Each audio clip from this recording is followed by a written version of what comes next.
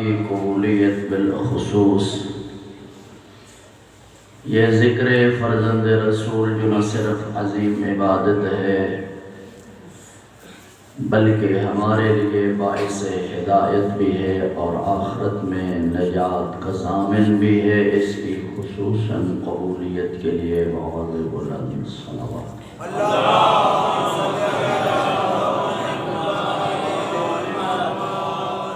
تمام مرحومین مومنین بالخصوص وہ مرحوم مومنین کے جن کا پیچھے ایصال ثواب کرنے والا کوئی نہیں رہا، ان کی مغفرت و بخشش شہدائے ملت جعفریہ کے درجات کی بلندی کے لیے بھی بہت بلند صلوات۔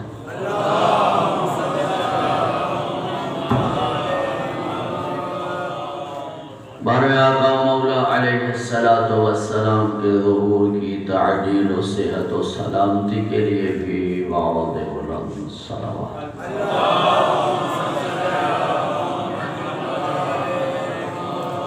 مومنین بے اولاد ہیں، ان کی اولاد کے لیے بے رزق و بے روزگار مومنین کے رزق و روزگار کے لیے، پریشان حال مومنین کی خوشحالی اور مریضوں کی صحت یابی کے لیے بھی بہت بلند صلوات۔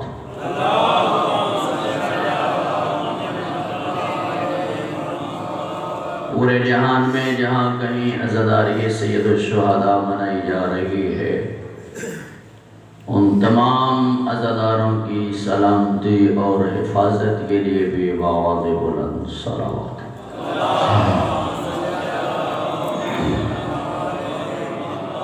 دشمنان اسلام، دشمنان مکتب اہل بیت، دشمنان عزاداری امام مظلوم کربلا، پورے جہان میں اسلام کے خلاف، مکتب اہل بیت کے خلاف اپنی ناکام کوششوں میں مصروف ہیں، ان تمام تر دشمنان کی نیست و نابودی اور تباہی و بربادی کے لیے بھی بہت بلند صلوات۔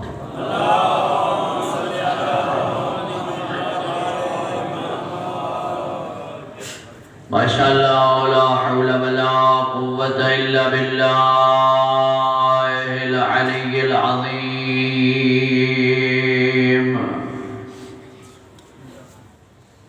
اعوذ باللہ من الشیطان الرجیم۔ بسم اللہ الرحمن الرحیم۔ صلوات۔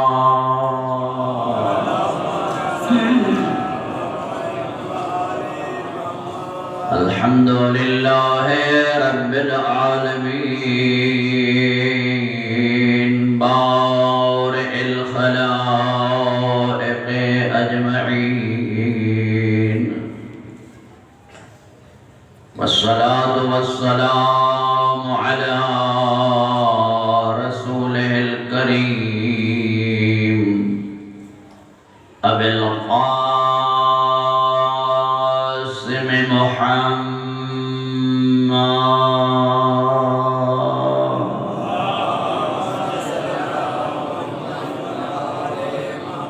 وعلى أهل بيته الطيبين الطاهرين المعصومين الغر الميامين المنتجبين المنتخبين،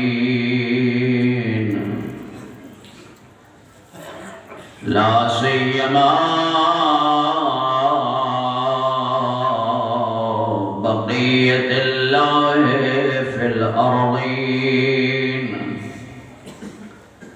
روحي وأرواح العالمين له الفداء. أما بعد فقد قال رسول الله صلى الله عليه وآله وسلم: بسم الله الرحمن الرحيم. إن الحسين مصباح الهدى وسفينة النجاة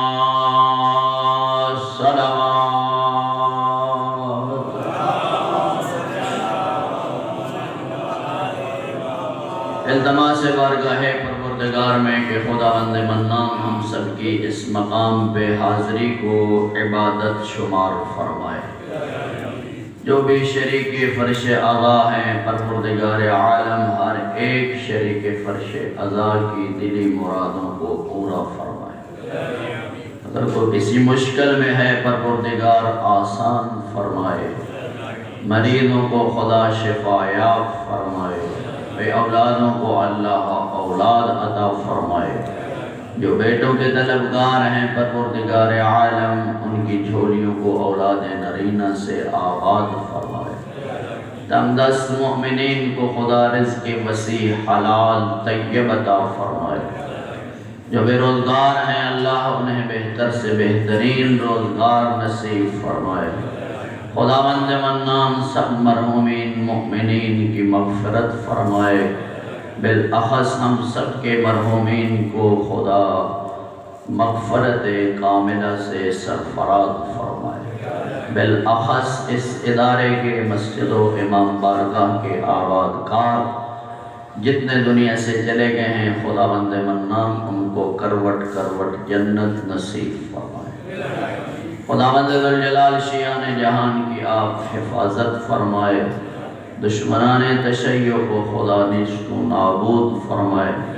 اللہ تبارک و تعالی ہمارے بار میں وارث کے ظہور میں تعدیل فرمائے۔ علماء اعلام مراجع دینیہ کو خدا طول عمر نصیب فرمائے۔ علماء بزرگان کو بھی پروردگار صحت و سلامتی سے سرفراز فرمائے۔ ہم سب کو ان کا دست و بازو بن کے ملت تشیع کی خدمت کی سعادت نصیب فرمائے۔ اللہ رب العزت ہم سب کے گناہوں اور خطاؤں سے درگزر فرمائے۔ ہم سب کا خدا خاتمہ بالخیر فرمائے۔ موت سے پہلے اللہ ہم سب کو توبہ کی توفیق عنایت فرمائے۔ ان تمام تدعوں کی قبولیت اور اپنی اپنی حاجات کی برابری کے لیے خلوص نیت کے ساتھ خشوع و خضوع کے ساتھ آواز بلند صلوات۔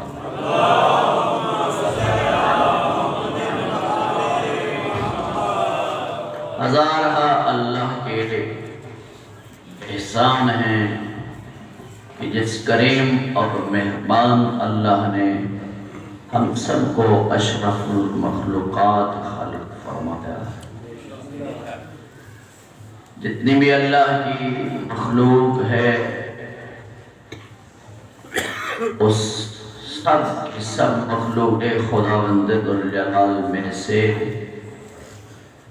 جس اپنی مخلوق کے لیے اس کائنات کو سجایا اس مخلوق کو حضرت انسان کہتے ہیں۔ بظاہر جو روایات اور احادیث سے چیز مستفاد ہوتی ہے وہ یہ ہے کہ اللہ نے 3 قسم کی مخلوق خلق فرمایا ہے۔ توجہ ہے؟ کتنی قسم کی؟ 3 قسم کی مخلوق کو خلق فرمایا۔ ایک وہ مخلوق ہے جس کو اللہ نے فقط عقل دی ہے، ان کے اندر خواہشات نام کی کوئی چیز نہیں ہے۔ کھانے کی، پینے کی، گرمی کی، سردی کی، دکھ، تکلیف، سکون، یہ ساری چیزیں انہیں محسوس نہیں ہوتی۔ گھبرتے نہیں، یہ چیزیں ان پہ اثر انداز نہیں ہوتی جن کو اللہ نے صرف عقل دیا ہے، عقل۔ اور وہ مخلوق کیا ہے؟ اللہ کے ملائکہ، فرشتے، جن کو صرف اللہ نے عقل نہیں۔ اس اس کی مد مقابل اللہ نے ایک مخلوق خلق کی ہے جس کو خداوند ذوالجلال نے فقط خواہشات دی ہیں، انہیں عقل سے محروم رکھا ہے۔ ان کو صرف کھانے پینے، خواہشات، سہولیات، وہ ان چیزوں کی فکر میں رہتے ہیں۔ ان پہ گرمی بھی اثر کرتی ہے، سردی بھی اثر کرتی ہے۔ ان تمام تر جو خواص حیوانیت ہیں ان میں موجود ہیں، فقط خواہشات رکھی، انہیں عقل نہیں دی۔ ایک مرتبہ آپ نے بلند صلوات پڑھا۔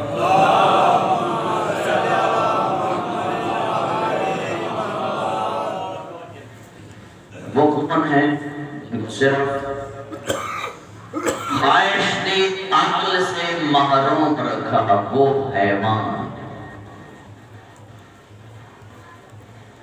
تیسری اللہ نے جو مخلوق خلق کی ہے وہ یہ ہے کہ ان کو اللہ نے خواہش بھی دی ہے، عقل سے بھی نوازا ہے۔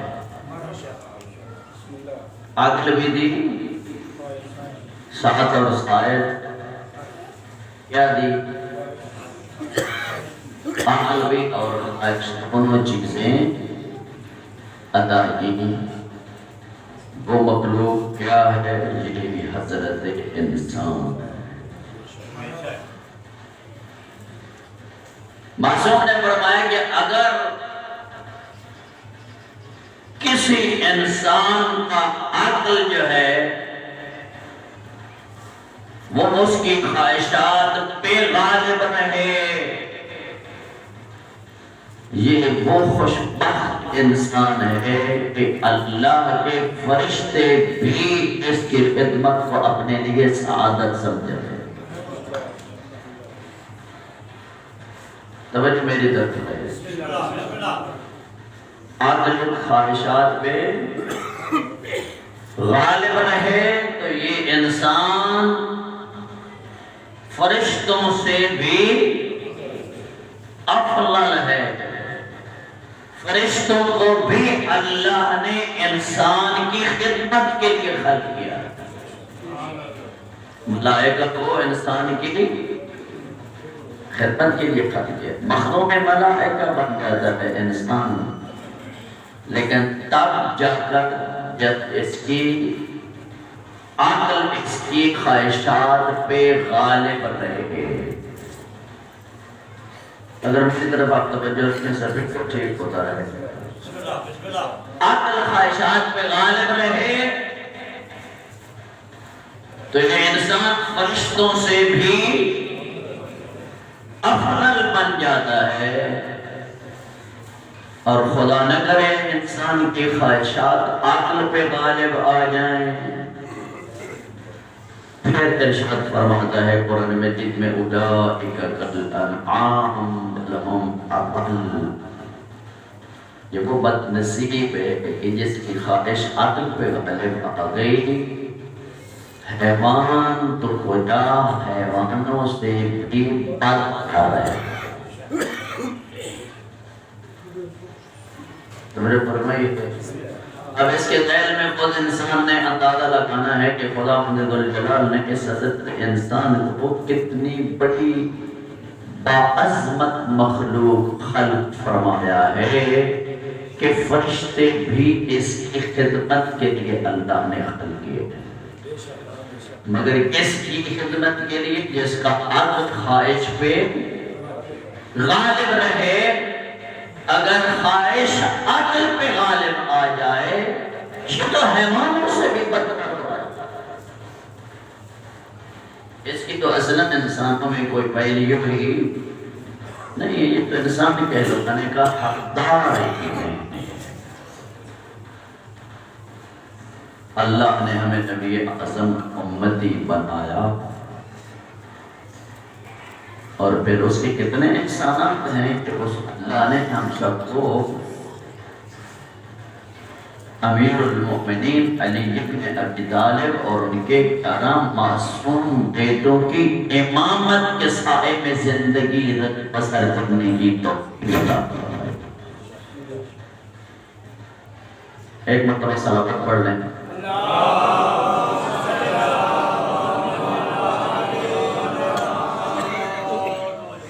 میں آپ کی خدمت میں عرض کر رہا تھا کہ خدا بند ذوالجلال کا ایک کتنا بڑا احسان ہے کہ پروردگار عالم نے ہم سب کو امیر المؤمنین اور ان کی اولاد طاہرین کی ولایت نصیب فرمائی، اور کتنا بڑا یہ سرمایہ ہے، کتنا لطف الہی ہے، کتنا یہ اللہ کا خاص انعام ہے کہ ہمیں وہ امام نصیب فرمائے جو سب کے سب معصوم ہیں، سارے کے سارے عصمت کا جوہر رکھتے ہیں، اور پھر ایک امام نہیں 12 امام، پھر سارے کے سارے معصوم، سب کے سب منصوص من اللہ، سب کے سب منتخب اللہ کی طرف سے۔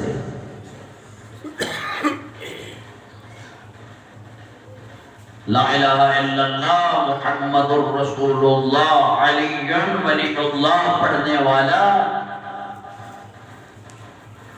کائنات کا خوشبخت ترین انسان ہے، عام انسان نہیں ہے۔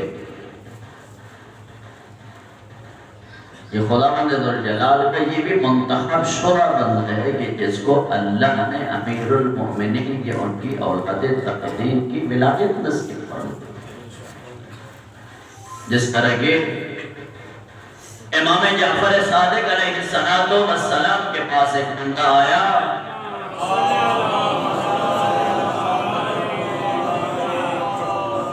عرض کی مولا میں غریب اور مسکین و نادار انسان ہوں، مجھے کچھ عطا کیجیے۔ امام نے فرمایا بندے خدا اللہ کی شفاعت نگار، اللہ نے تجھے وہ سرمایہ عطا کیا ہے جو کائنات میں جس کی کوئی قیمت ہی نہیں۔ اس نے عرض کیا مولا میرے پاس نہ گھر ہے، نہ لباس ہے، نہ بچوں کی خوراک ہے۔ آپ فرماتے ہیں کہ میں ایسا سرمایہ دار ہوں کہ میرے پاس ایسا سرمایہ ہے جس کی کائنات میں کوئی قیمت ہی نہیں ہے۔ امام نے فرمایا ہاں آنا، میں تجھے دنیا کی جو چیز مانگتا ہے اللہ سے لے کر دیتا ہوں، علی کا دروازہ چھوڑ دے۔ تو فرمائی ہے علی کا دروازہ چھوڑ دے، مولی سب کا دروازہ نہیں کرتا۔ امام نے ایسا فرمایا ابھی تک پھر خدا کی شکایت کرتا ہے کہ خدا نے تجھے کچھ بھی نہیں کیا، خدا نے تو تجھے وہ نور عطا کیا جس کی کائنات میں کوئی قیمت ہی نہیں۔ کائنات کی قیمتی ترین چیز اللہ نے تیرے قلب میں، تیرے دل میں رکھی۔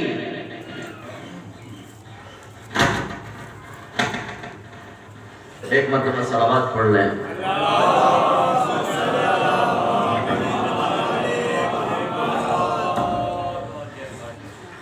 محبت امیر المؤمنین، محبت اہل بیت سرمایہ۔ صلوات پڑھ لیں۔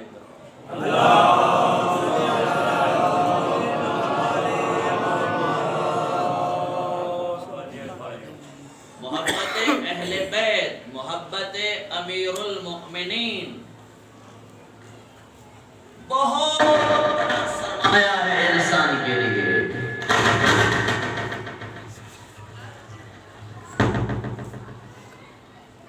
بہت بڑا سرمایہ ہے انسان، بڑا خوشبخت ہے وہ انسان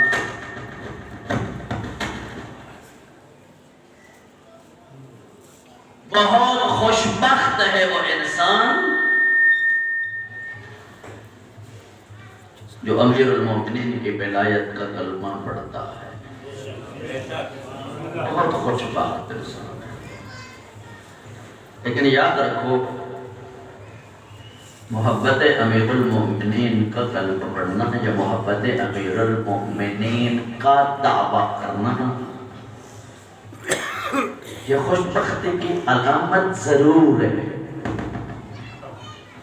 مگر یہ انسان کے لیے کمال نہیں ہے۔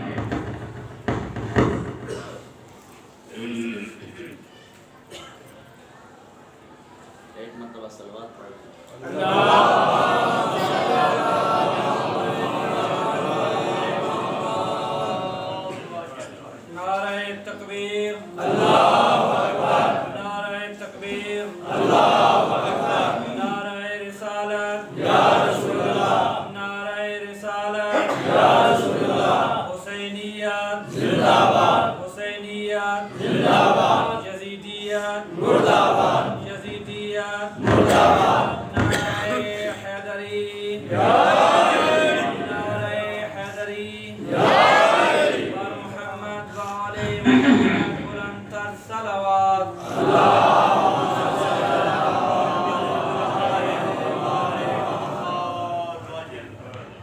محبت امیر المومنین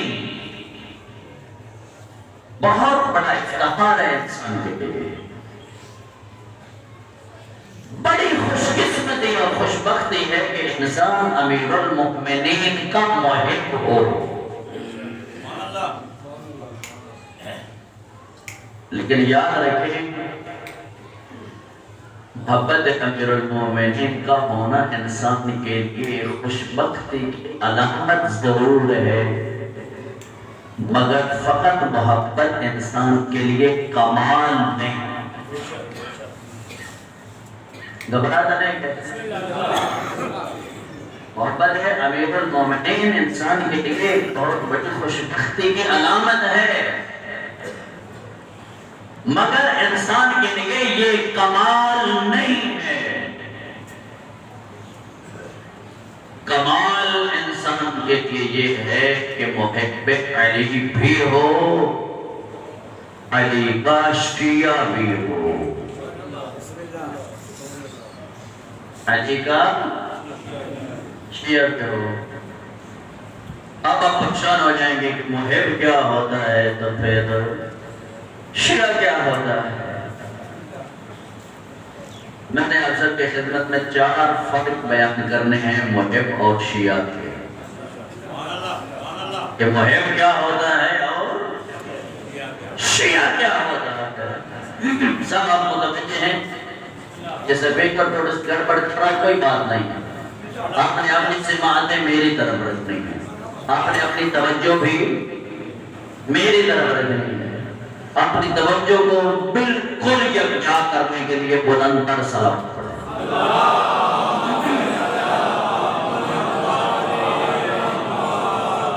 محبت امیر المومنین انسان کے لیے بہت بڑی سعادت ہے، مگر کمال نہیں ہے۔ کمال یہ ہے کہ انسان شیعہ علی ہو۔ پہلا فرق آپ کے خدمت میں کروں، جب کسی عالم دین سے کسی نے پوچھا کہ محب کون ہوتا ہے اور شیعہ کون ہوتا ہے، توجہ ہے؟ پھر کسی عالم دین سے پوچھا نا کہ محب کون ہوتا ہے اور شیعہ کون ہوتا ہے، فرمایا محب وہ ہوتا ہے جو علی کو مانتا ہے، شیعہ وہ ہوتا ہے جو علی کی مانتا ہے۔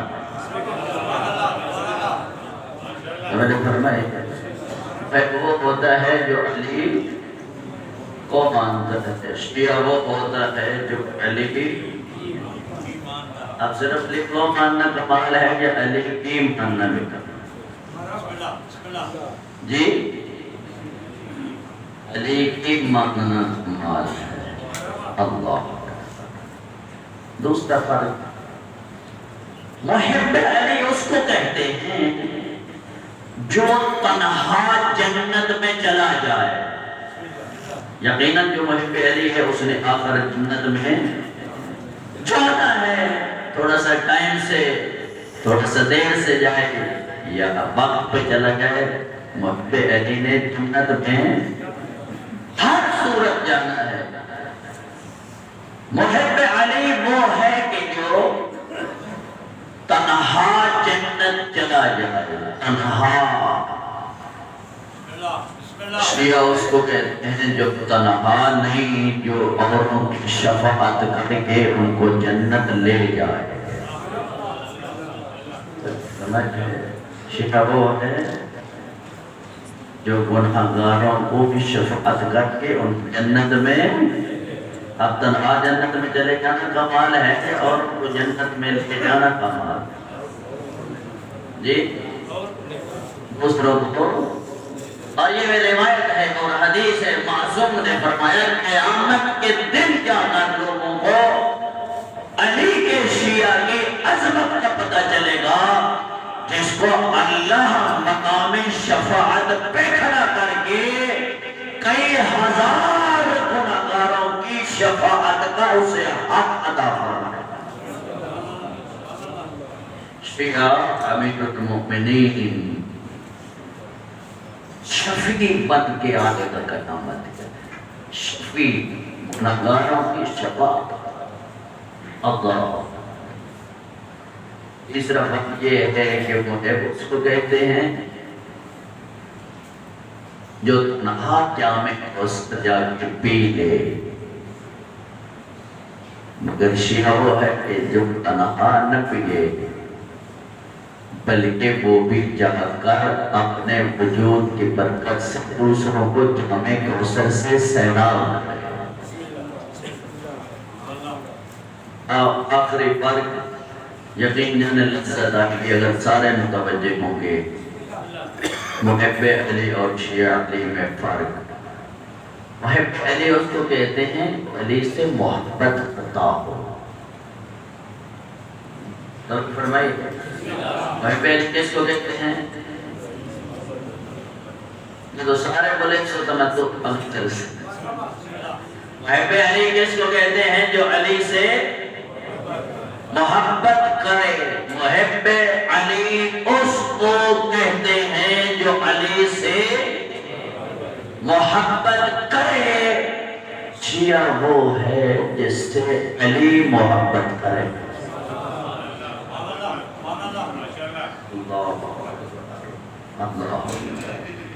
اب علی سے محبت کرنا کمال ہے یا علی کا کسی کے ساتھ محبت کرنا؟ جی اسی سارے دعوے دار کہاں نہیں کہ اسی علی مولا دے نال محبت کرتے ہیں۔ کیا کوئی علی بھی میدان میں آ سکتا ہے جن پاک ہوئے جی علی میرے نال بھی محبت کرتا ہے؟ جی بڑا مشکل مرحلہ ہے۔ اصل کمال یہ ہے انسان کے لیے کہ فقط علی کے ساتھ محبت نہ کرے، اصل کمال یہ ہے کہ علی بھی محبت کرے۔ اصل حقیقی محبت ہوتی ہی دو طرفہ ہے، ادھر سے بھی محبت ہو ادھر سے بھی محبت ہو۔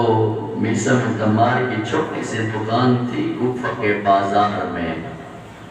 اللہ اکبر، علی گھر سے اٹھتے میسم کی دکان پہ آ جاتے، فرماتے میسم جا کوئی کام ہے گھر کر لے، میں تیری دکان چلاتا، میں تیری دکان چلاتا ہوں۔ جناب میسم عرض کرتے مولا آپ میرے آقا، میں آپ کا ہوں غلام، آپ میرے امام، میں آپ کا غلام۔ یہ بات کوئی جھجھنے والی نہیں تھی کہ تم میری دکان پہ آتے، کوئی حکم تھا تو مجھے گھر بلا لیتے۔ جناب میسم کے عرض کرتے مولا آپ میرے آقا، میں آپ کا غلام، اگر کوئی حکم تھا مجھے گھر بلا لیتے۔ سنو گے مولا کیا فرماتے؟ مولا فرماتے میسم تیری محبت میں میں علی کو اتنا مجبور کیا میں گھر بیٹھ ہی نہیں سکتا. اللہ اللہ مجھ سمجھے کہ محبت نے میں علی کو اتنا مجبور کیا میں گھر بیٹھ ہی نہیں سکتا. جا کے ملوں مجھ سمجھ کو. اب میرا آپ سب سے ایک سوال ہے اور وہ یہ ہے امیر المومنین کی جناب میثم کے ساتھ محبت یہ دنیا داری اور سرمایہ دار ہونے کی وجہ سے تھی علی کی محبت یا میثم کے کردار کی پاکیزگی کی وجہ سے؟ جی مجھے سارے نہیں بولتے ہیں. علی کی محبت میثم کے ساتھ میثم کے مالدار ہونے کی وجہ سے نہیں تھی. میثم کی سیرت و کردار کی پاکیزگی کی وجہ سے تھی. پتہ چلا علی کبھی بھی دنیا دار سے محبت نہیں کرتا. علی ہمیشہ دیندار سے محبت کرتا.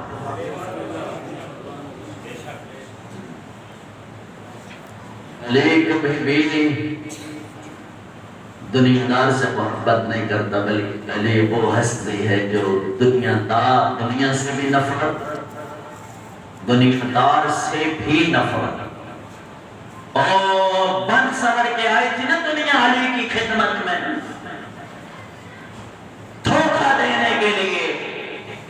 امام نے کیا فرمایا تھا غری غیری طلقت کے بصلاحہ اور دنیا جا کسی میرے غیر کو دھوکہ دے میں نے تو تجھے 3 طلاقیں دے دی.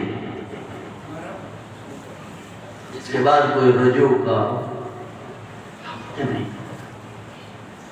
امیر المومنین کی محبت کا معیار کبھی بھی دنیا داری نہ لینا. کبھی بھی بڑا پن سیاست اقتدار بڑی پوسٹ کبھی بھی علی ایسے لوگوں سے محبت نہیں کرتے.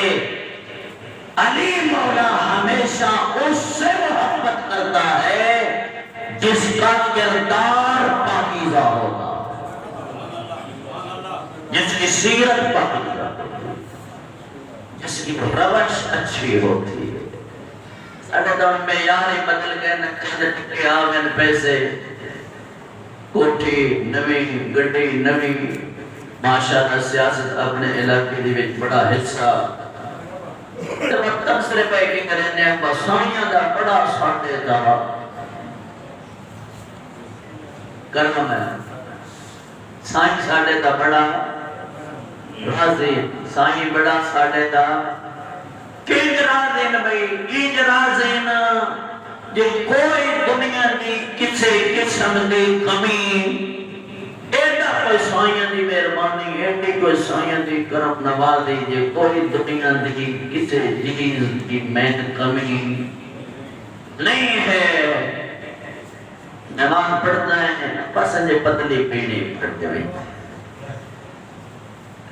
زکاة دینا ہے چھوڑ یارے زکاة مولویت یا غلط خمس دینا ہے. بھائی مولوی خمس کون ہے اس واسطے کہ اگر خمس کٹو آپ کھانا ہوگا نہ تو سب تبلیغ کرے. خدا کا بندہ کبھی بھی علی بے نماز سے محبت نہیں کرتا. زکاة کو نہ نکالنے والے سے کبھی بھی علی محبت نہیں کرتا. کبھی بھی خمس خور پر علی راضی نہیں ہوتا. سارا سال مال دنیا اکٹھا کر کے سال کے بعد بچت پہ 14 نے فرمایا خمس واجب ہے اولاد زہرا کا حق نکالو. یہ کوئی پرواہ نہیں کرتا قیامت کے دن زہرا کو کیا منہ دکھائے گا. جناب سیدہ میں خدمت میں کیسے یہ حاضر ہوگا کہ جو مجلس میں اونچے نعرے مارے بیوی کے حق آنے والوں پہ لعنت اگر قیامت کے دن بی بی کے کہتے ہیں یہ نعرے تو لگاتا تھا تو میری اولاد کو جو حق کے آیا ہے، خون سے بہت بڑا فریضہ ہے میرے بھائی میرے لوگوں، واجبات مذہب میں سے ہے، فرائض مذہب میں سے ہے خمس۔ خمس بچت کا نام ہے، اور بہت سارے لوگ سمجھتے ہیں کہ ہم پہ خمس واجب نہیں ہے، مزدور ہیں، مقروض ہیں، یہ ہے وہ ہے، بہانے تراشی ہوتے ہیں۔ یہ بھی ہو سکتا ہے بعض اوقات ایک مزدور پہ بھی خمس واجب ہو جائے، نہ نکالے تو اس کی وجہ سے ساری اس کی آمدن ہی حرام ہو جائے۔ امیر المؤمنین کبھی بھی دنیادار سے محبت نہیں کرتے۔ امیر المؤمنین کی محبت کا معیار سیرت و کردار کی پاکیزگی ہے۔ کتنی محبت کرتے تھے امیر المؤمنین اپنے اصحاب کے ساتھ۔ مالک اشتر اللہ اکبر شہید ہو گئے۔ شہادت مالک اشتر پہ امیر المؤمنین کی دھاڑیں نکل رہی۔ اللہ کا آج بھی حصہ ہے وہ امیر المؤمنین نواج مالک اشتر کی شہادت کو پڑھا، فرمایا المالک ما ادراک ما المالک، او دنیا والوں تمہیں کیا پتا کہ مالک کتنی بڑی عظمت کا مالک ہے۔ فرمایا کان علی کما کنت لرسول اللہ، مالک کو میں علی سے وہی نسبت تھی جو میں علی کو رسول سے نسبت تھی۔ وہ اب الفاظ دیگر کیا کہہ رہے ہیں امیر المؤمنین؟ فرما رہے ہیں جتنا میں علی رسول کا اطاعت گزار تھا اتنا ہی مالک اشتر میں علی کا اطاعت گزار۔ کیسے اطاعت گزار کی؟ وہ جنگ صفین میں دشمن کے خیمے پہ تلوار لے کر پہنچ کے مالک، جب پیچھے لوگوں نے علی کو گھیر لیا مولا نے پیغام بھیجا جاؤ مالک اشتر کو علی کی عزت و زندگی کی ضرورت ہے تو واپس آ جاؤ۔ اللہ اکبر۔ عمومی دستور زمانہ ہے جب کمانڈر فتح کے کنارے پہنچتا ہے چاہے آرڈر بھی آ جائے جنگ بندی کا، بغاوت کر کے بھی فتح کے کنارے پہنچ کے واپس لوٹتا ہے۔ اگر اللہ اکبر مالک دشمن کے خیمے کے سر پہ تلوار لے کر پہنچے ہوئے، جب مولا علی کا پیغام پہنچا نا کہ مالک اگر علی کی عزت و زندگی کی ضرورت ہے تو واپس آ جا، تلوار نے ہاتھ میں ڈالی، علی کے قدموں میں پھینک کر قیامت تک آنے والے علی والے کو پیغام دیا، یاد رکھو دنیا والوں، مالک عام حکومت کا کمانڈر نہیں، مالک علی کی حکومت کا کمانڈر۔ علی جہاں پہ کہیں جنگ لڑنی ہے جنگ لڑنا واجب، جہاں پہ علی کہے رک جا۔ اللہ اکبر۔ علی امیر المؤمنین اپنے اصحاب اور اپنے شیعوں کو نام لے کر اتنی محبت کرتے تھے کہ ان کو بھائی کہہ کے پکارتے تھے۔ اللہ اکبر۔ مالک اشتر، سلمان فارسی،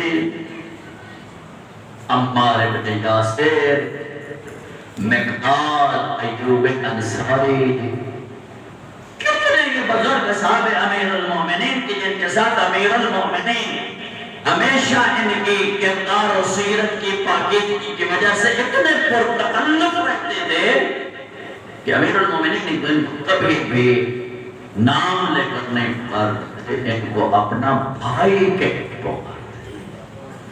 اللہ اکبر۔ امیر المؤمنین جس کو بھائی کہے، اللہ اکبر۔ ابو ذر غفاری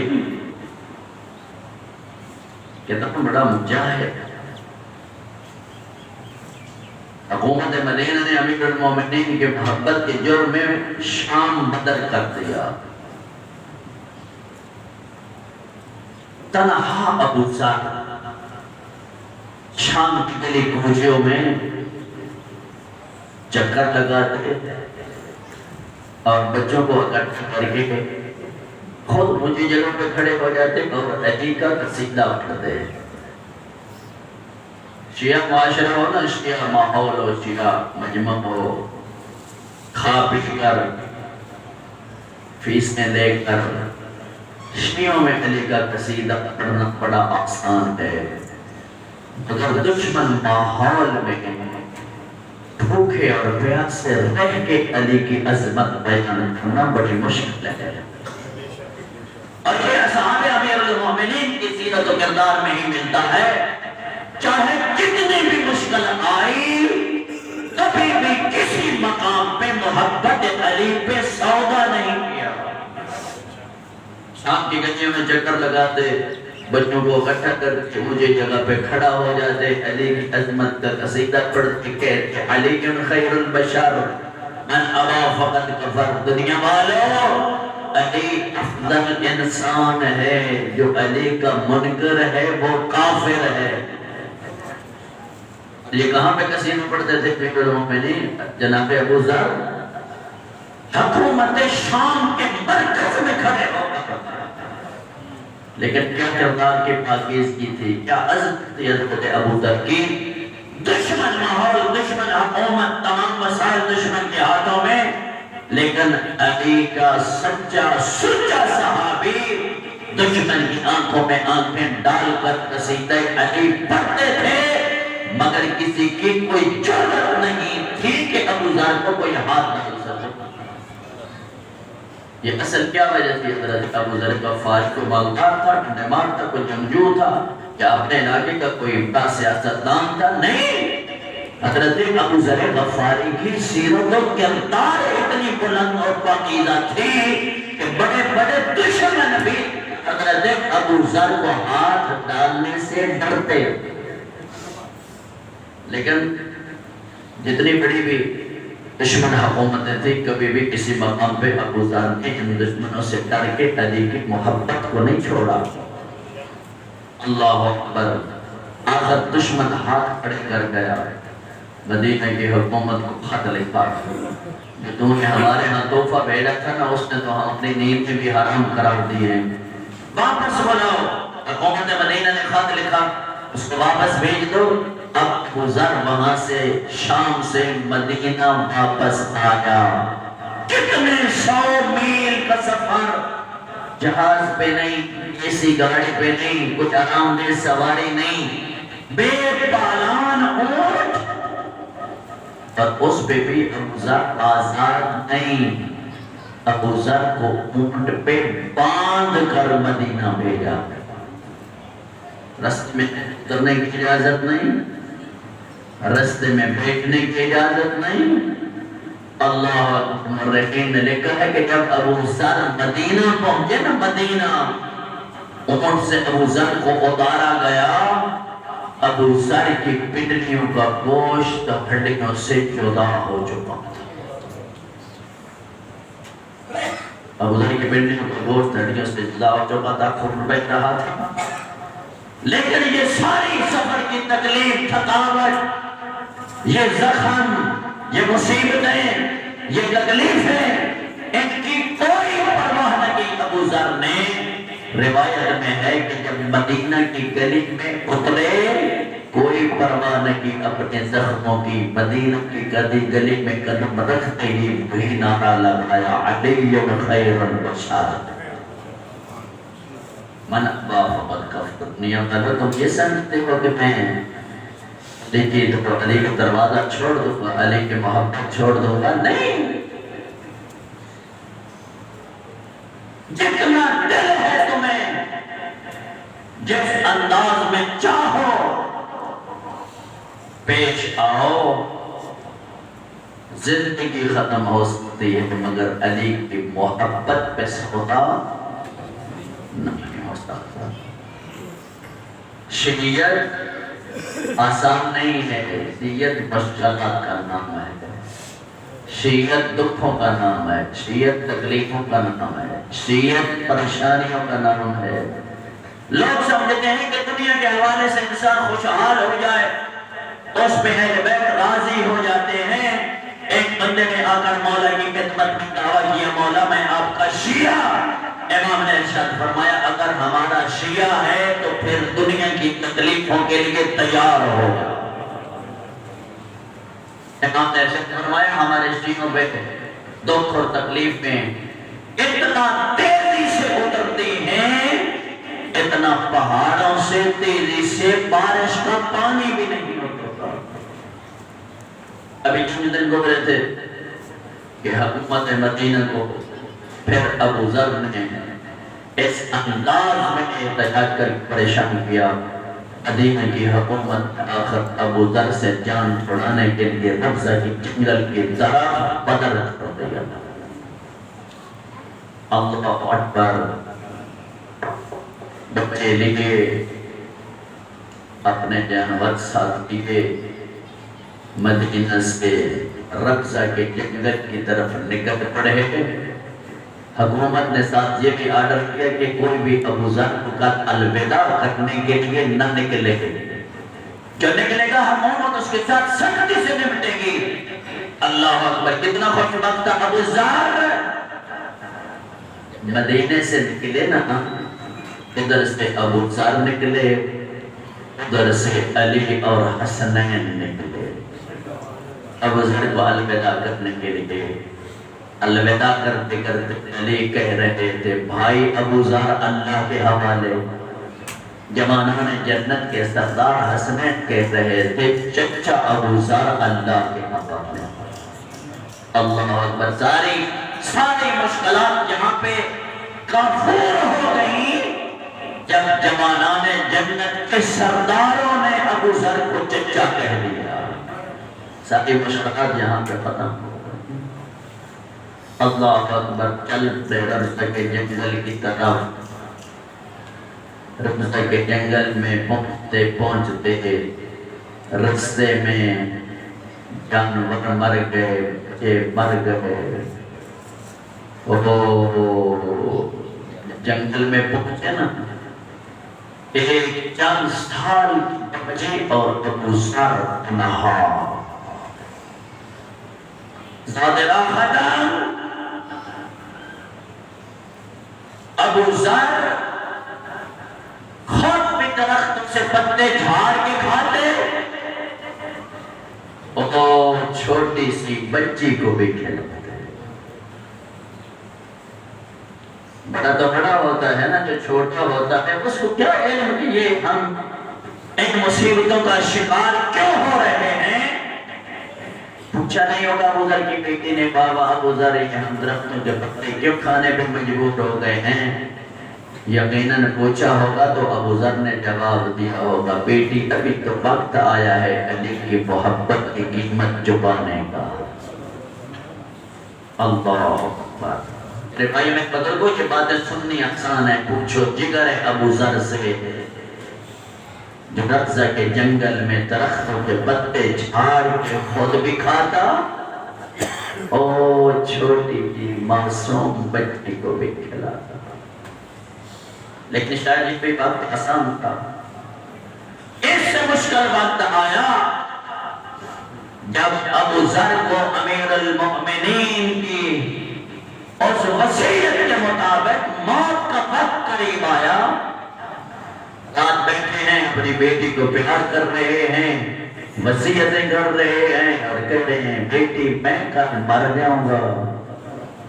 اللہ اکبر، جب میں مر جاؤں گا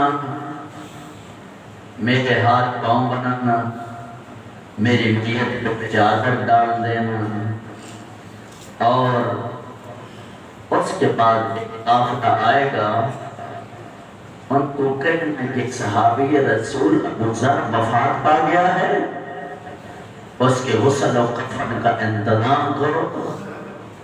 اللہ اکبر، رسول طلوع ہوا، ابو ذر کی گود کی وفات، تنہا چھوٹی سی بچی ابو ذر کی ربضہ جنگل میں اپنے بابا کی لاش پہ بیٹھی ہوئی، اپنے ہاتھوں سے ہاتھ پاؤں بنائے، اوپر چادر ڈالی، رو رو کے یہ کہہ رہی تھی بابا مجھے کس کے حوالے کر کے دیا۔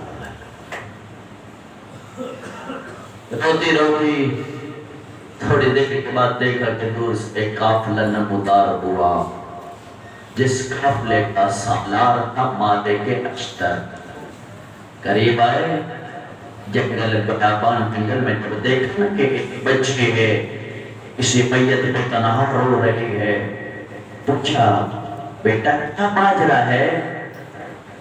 عرض کیا چچا مالک میرا بابا ابو ذر وفات پا گیا ہے، اس نے وصیت کی تھی غسل دینا، کفن دینا اور مجھے دفن کرنا۔ مالک اشتر اترے، مالک اشتر اتر کر ابو ذر چاہے رمضہ کے جنگل میں تھے غسل دیا، کفن کیا، جنازہ پڑھا اور دفن کیا۔